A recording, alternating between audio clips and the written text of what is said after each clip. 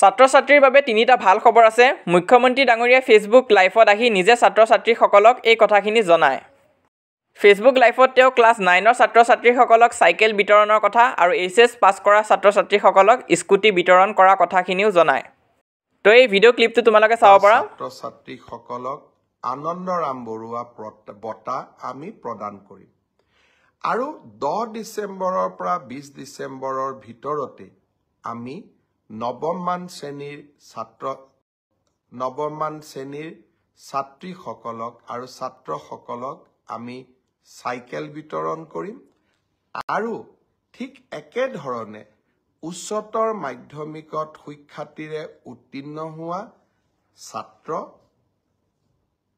আৰু ছাত্ৰী যিসকল ইতিমধ্যে নিৰ্বাচিত হৈছে তেওঁলোকক স্কুটিসমূহ বিতৰণ কৰিম।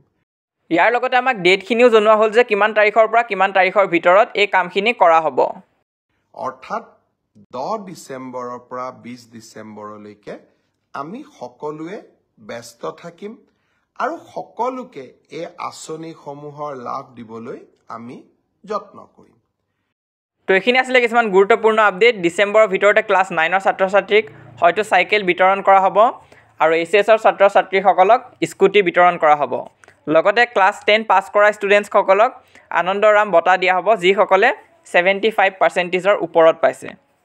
তো ইমান আছিলে আজি এই ভিডিঅ'টো শ্বেয়াৰ কৰিবা। যদি কিবা বুজি পোৱা নাই আজি এই ভিডিঅ'টোত তেনেহ'লে কমেণ্ট বক্সত জনাবা, আমি উত্তৰ দিবলৈ চেষ্টা কৰিম। লগতে আমাৰ হোৱাটছআপ চেনেলবিলাকতো জইন হৈ থাকিব পৰা, নিউজ আৰু আপডেটছো পাই থাকিবা তাত।